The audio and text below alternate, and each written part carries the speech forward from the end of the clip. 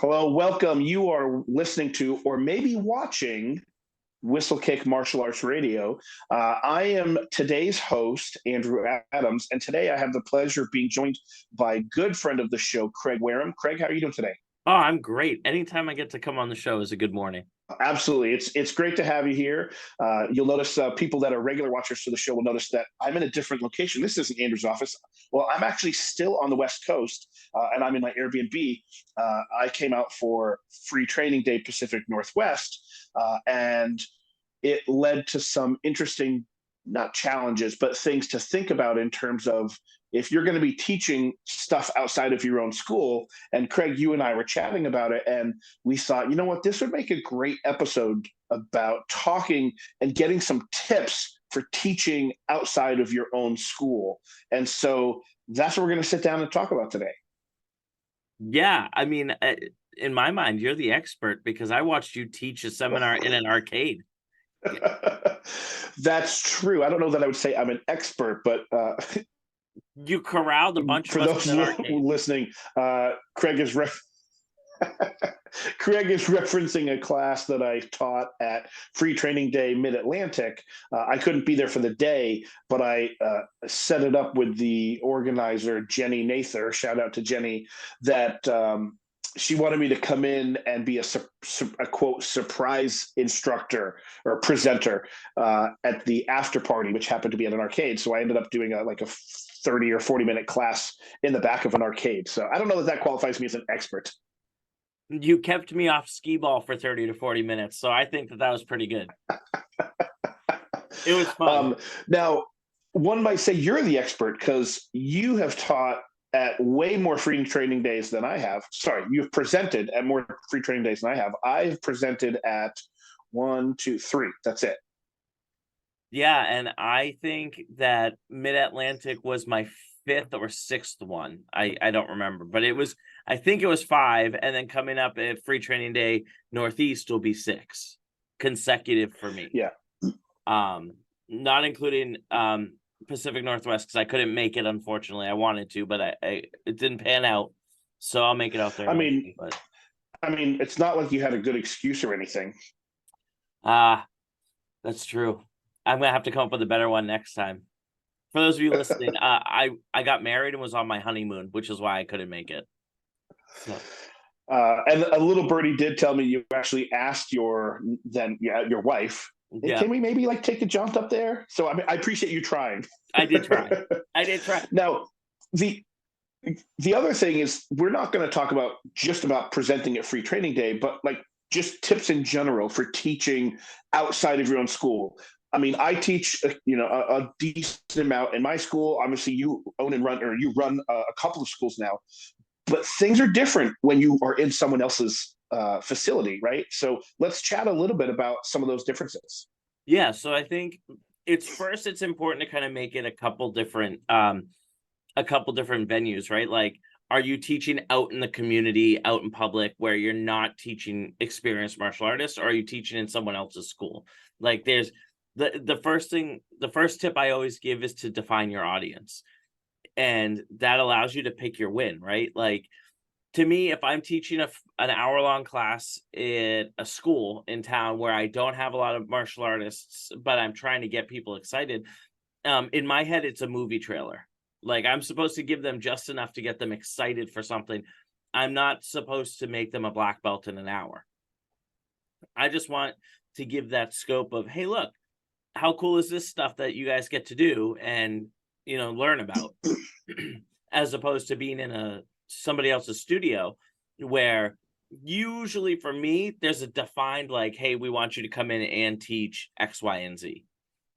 And at that point you can tailor it. So I think my first tip in teaching outside your own school is define your audience so that way you know what you're doing.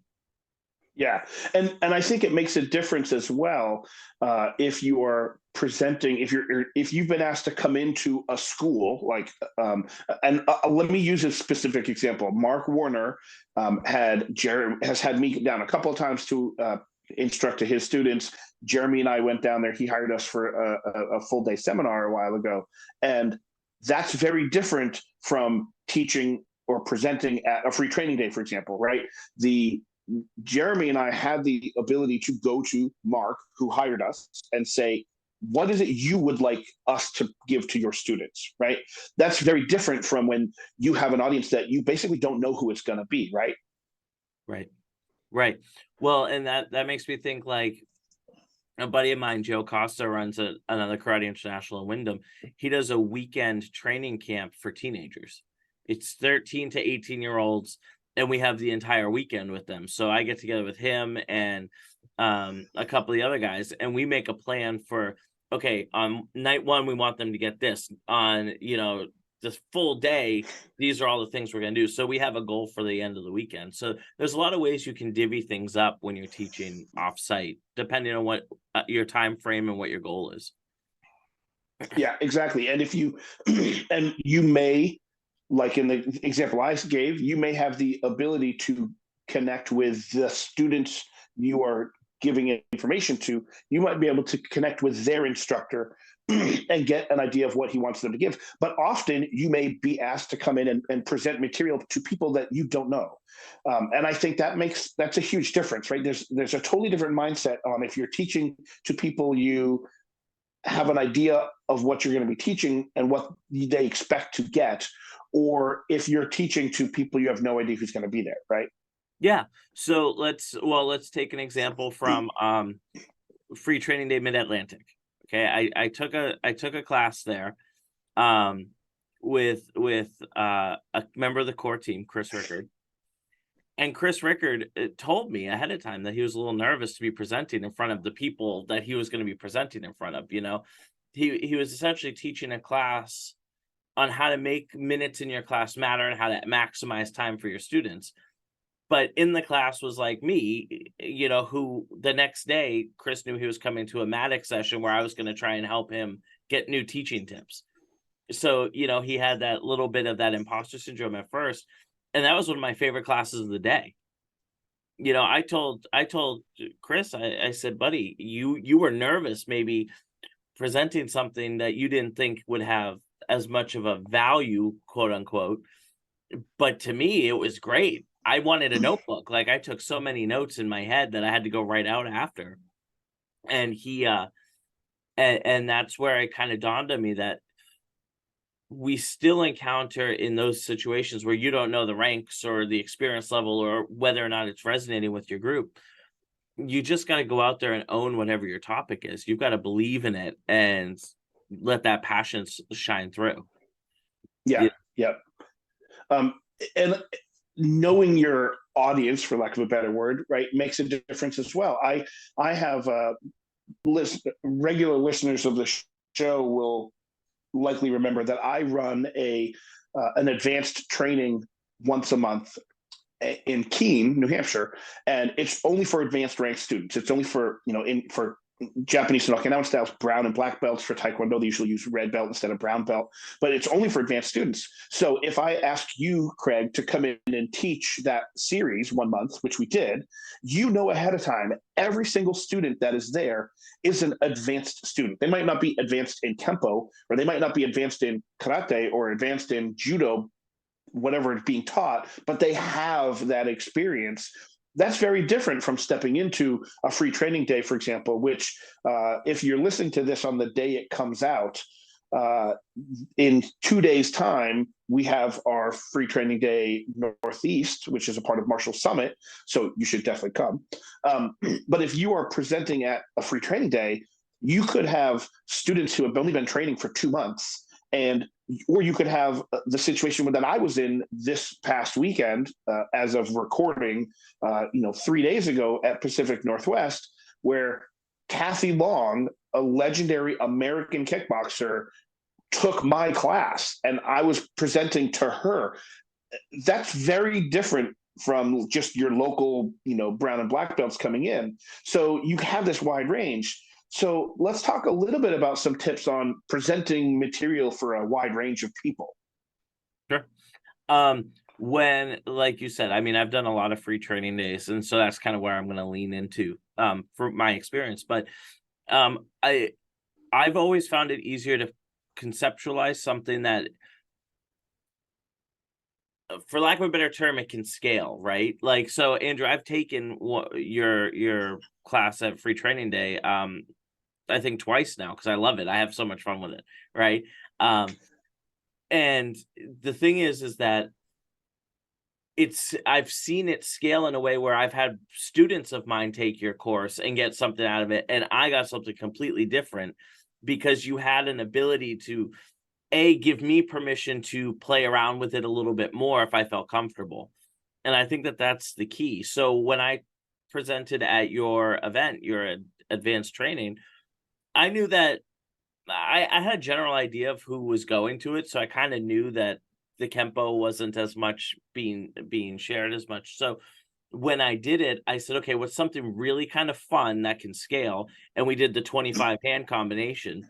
And the idea was that maybe somebody who is struggling with it only gets the first 5. Maybe somebody who really is owning it ends up with all 25. But at some point, it's gonna be, you have permission to scale it to yourself. Um, I have a student who trained for about a month previous to Free Training Day Northeast last year. She really wanted to go. I said, yeah, you can go, but you're going to be overwhelmed. It's going to be a lot. Try to remember one thing from the whole day, right? Like that's what I want you to do. She can't wait to go again. She's so excited, right? Had an absolute blast.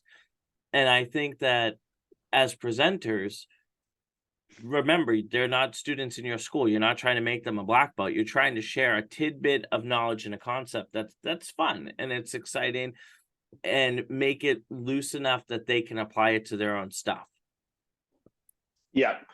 The other thing that I often have thought about when I have been teaching the Free Training Day classes that I've done is less is more, for sure, right? If I try and blow through 2 hours worth of material in 45 minutes, right, the students aren't going to get anything out of it. But remembering that my goal in presenting is not to give them something that's brand new. Like if someone has been training in the martial arts for 60 years and taking my class, if I were to try and sit down and be like, what am I going to teach this person that's new? Their answer is probably nothing. If I'm only 47 years old. This person's been training for 60 years. The goal is not for me to teach them something brand new. But here's the way I look at it. Even if I present something that they already know, I might present it in a way that's new to them. I might show it in a different way. And so, we've talked about this in the past, that, what makes a good, quote, good instructor. It's someone who, one of the answers I always fall back to is someone who knows how to teach the same thing multiple different ways. Mm-hmm. Right. And so if I take your course, Craig, and you're presenting something that I already know, you might have an interesting way of looking at it or presenting it that would be of use to me. And I think that's important, Yeah, for me, the thing that I try to do when I'm presenting something somewhere is I look for the face, right? You always see the face, right? The kind of like, I'm not getting anything from that person becomes my target, and I find the aha, right? Like, so wherever I see a click and my goal is always at events where I'm teaching, again, established martial artists. My goal is not necessarily, like you said, to teach something new, but maybe it's to spark a passion that hasn't been there for a while, right? So pulling from teaching the L1 Matic course, right? I mean, you were in the course, you have more teaching experience than I do in different venues and avenues, right? So what am I going to teach Andrew about teaching? But I watched you have an aha moment, right? Oh, absolutely. Yeah. And so a lot of times in martial arts, one of the things I hear, because people go to conferences and seminars and things all the time, and they go, well, I didn't learn anything new. But I knew all this already, but it's nice to hear it again. And so I think that that's part of it, is if you can, when you're presenting, don't think of it as trying to teach something new, but try to spark a new passion or try to reinvigorate an avenue, right? If somebody really loves forms, they may not be sparring that much. So Mhm. if they go to Kathy Long's kickboxing session at Free Training Day Northwest, right? All of a sudden, maybe they're like, "Wow, that was kind of fun. Maybe I should try this again. Maybe I should do it." And I think that that's the ultimate win in going to an event like a Free Training Day. Is it scopes your passion a little bit and might stoke some fire that had dulled. Yeah. Yep. And I would agree. I would agree.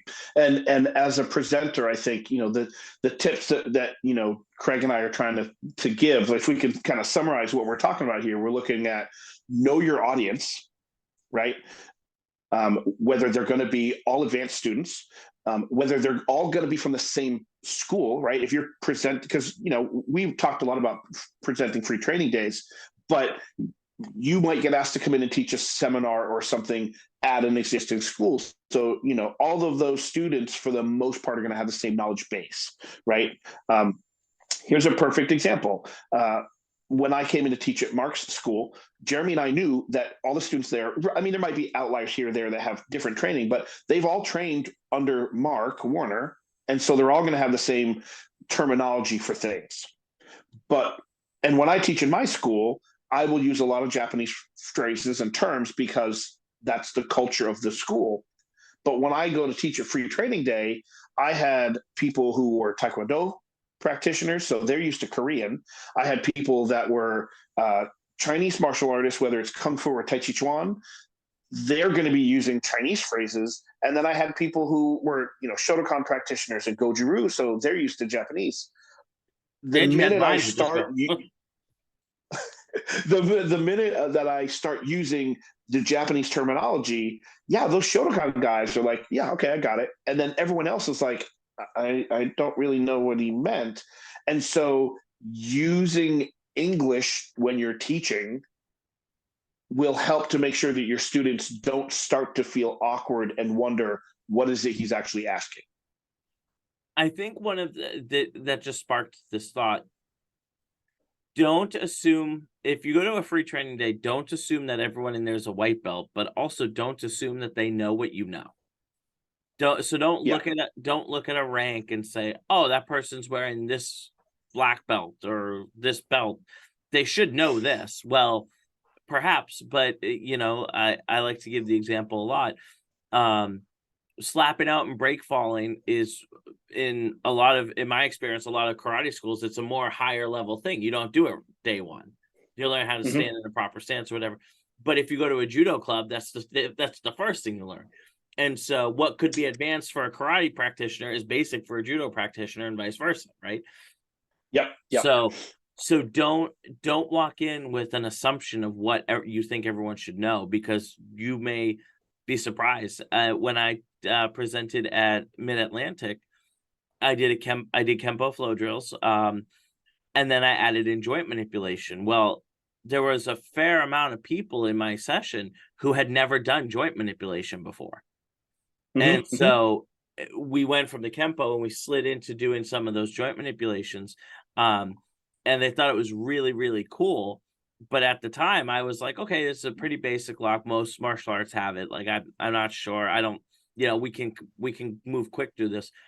And then I started to explain it, and I watched people kind of lean in a little bit to try and follow it.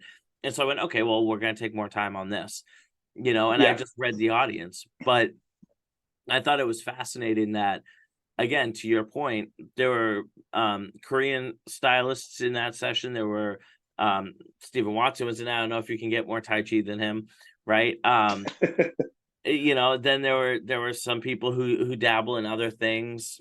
People who train with Joe Lewis and Bill Wallace. Dennis was in the session. Mm-hmm. And so when I'm playing around with some of this stuff, it was easy to kind of go, oh yeah, a lot of them should have some version of this, but they didn't have that exact version, and they wanted the exact version I was showing. So Yeah. don't have an assumption based on what you think they should know or they do know. Yeah. I think that's important. Like going in, don't expect that everyone is a white belt, but you have to be able to read the room too. And I think, if you are an instructor in your school, you're likely used to that, but you do have to definitely look at it through a slightly different lens when you're presenting to people that you don't know. Right. And so I think that's important. Are we missing anything? Is there anything that we haven't thought about or talked about?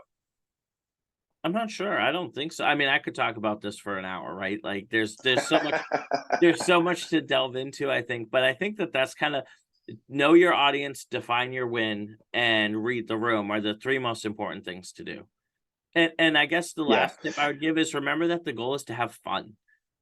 Like Mm, when you good present point. at Good something point. like free training day, nobody's going there with the expectation that they're going to get a new belt or they're going to do that. They're going there with the expectation they're going to have fun and they want to share knowledge and passion.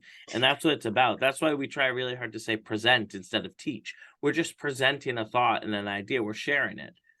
And Yeah. Yep. I think that that's important too, is whenever you're in a position to do that, be a guest instructor somewhere, whether it's a free training day or at somebody's school or out in the community, it's your opportunity to share your passion. And if it's not fun, then the passion gets lost. Right. Yeah. Yep. I would agree.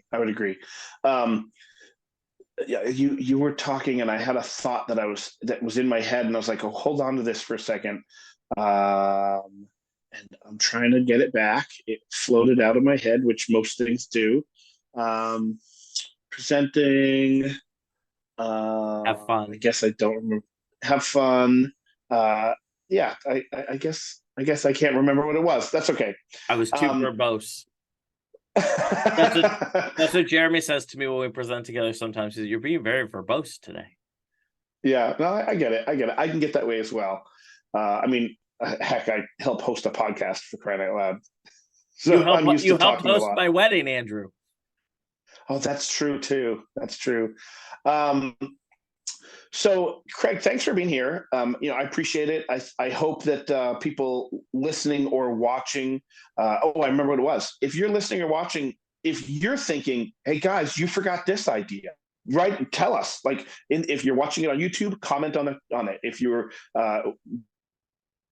go to Facebook and go to the Martial Arts Radio Facebook page, where this episode will also be released at. Tell us the tips that you use. Or you can always email me at andrew@whistlekick.com. I'm happy to get stuff over to Craig as well if you have thoughts. But I think that's it for the full episode. Any last minute thoughts there, Craig? I don't think so. I hope that this kind of sparks more people. How many instructors at Free Training Day Northeast this year? I think total presenters, I think I counted 45 total between Thursday, which is the day this episode is released, tomorrow, Friday, Saturday, and Sunday. We're talking November 9th through the 12th, 2023, because you could listen to this a year from now. Martial Summit has, I think, 45 presenters. So what I'm hearing is we're always looking for new presenters, folks.